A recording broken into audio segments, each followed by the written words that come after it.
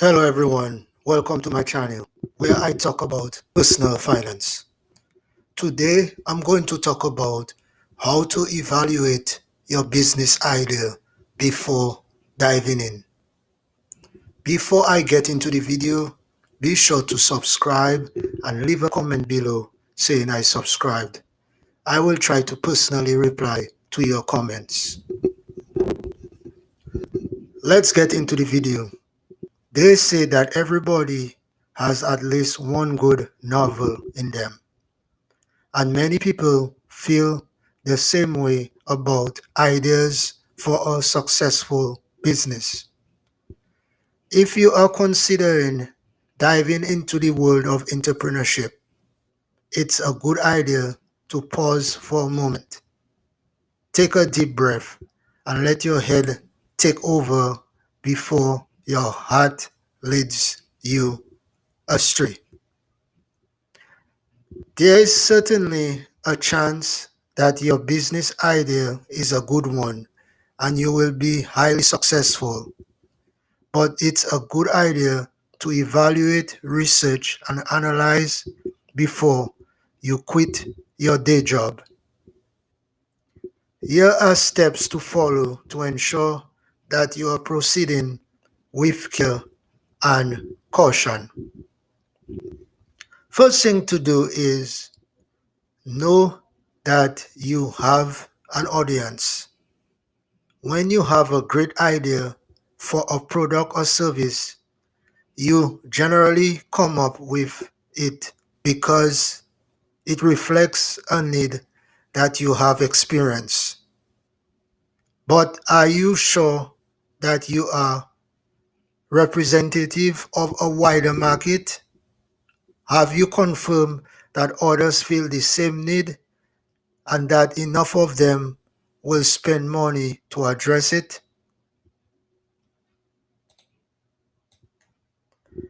Knowing who your audience is, how many of them there are, and what they are willing to spend on what you are selling are all keys to predicting the viability of your business idea. Asking a few friends will not be enough to confirm your hunch. You need to conduct real market research, preferable with the help of experts, and ask them to determine whether you have properly identified a legitimate market. Combine the analysis with your own observations and those of the people around you, including those who have tested your product or service and those who are investing in you or advising you. Having a light bulb moment is inspiring, but it is essentially that you understand who you are selling to in order to gauge their legitimate interests. Demographic factors that you need to determine and verify include age, geographic location, income level, gender, marital status, ethnicity, the number of household members, occupation, and education. It's only once you know who you are selling to that you can begin to address the right way to do so. Identifying your target audience will also help you establish your potential market, your sales goals, the importance of any competition that might exist, and whether the market will bear another provider. You should also consider assessing your product's potential by submitting it for feedback from a focus group, survey, or similar market testing. Not only will this provide you with valuable information about how your product may be improved upon, but it will also provide clarity about your ideal client. Know what you're up against. Not only do you need to know who you will be selling to, you also need to know who is already out there going after the clients that you want. There's nothing wrong with a little competition and diversity in the market, but if it's there, you need to make sure that what you are offering has something that sets it apart and makes it worthwhile for potential client to switch.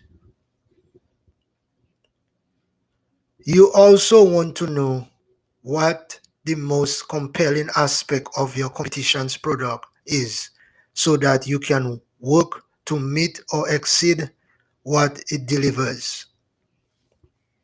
Your goal is to set yourself apart in comparison to all others in a similar niche by establishing a unique selling proposition, and then make sure that your potential buyers are well aware of that differentiating factor by broadcasting it constantly.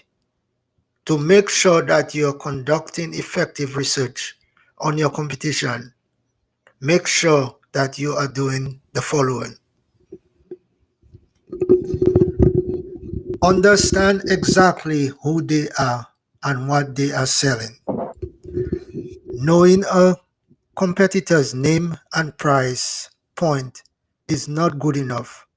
You need to fully understand what people like and dislike about their products or services, how clients are paying for it, and what their pricing history and strategy has been, how they have marketed themselves, and what clients think of them.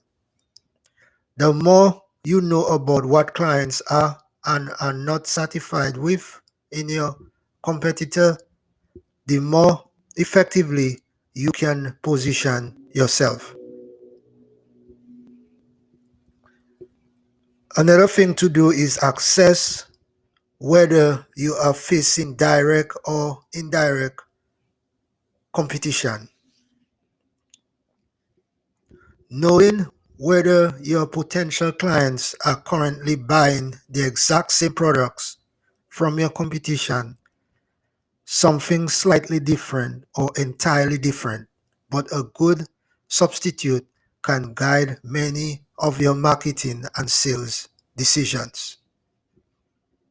Also, know how you stack up against the competition. Once you understand who your competition is and what they are offering, you need to take a look at your own offerings and determine what makes you better. Once you have identified your competitive advantage, you can play to your own strengths, using it as the marketing hook around which you will build all of your branding and messaging. List strengths and weaknesses, then use them. A big part of market research on your competition is to make a list of what they do well and what they do poorly.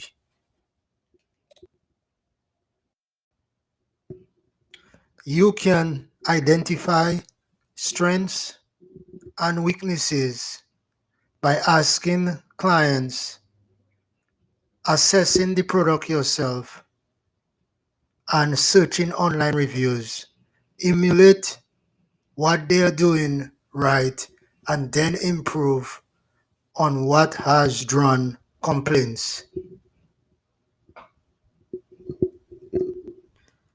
Consider engaging with your competitor. In many cases, healthy competition is facilitated by reaching out and engaging with your competitor. Not only can you exchange helpful information on how best to distinguish yourself and your company, you may end up able to help one another in times of crisis or even form a collaborative partnership. You also may find it helpful to conduct a strengths, weaknesses, opportunities, threats analysis or a competitive analysis on others in your niche.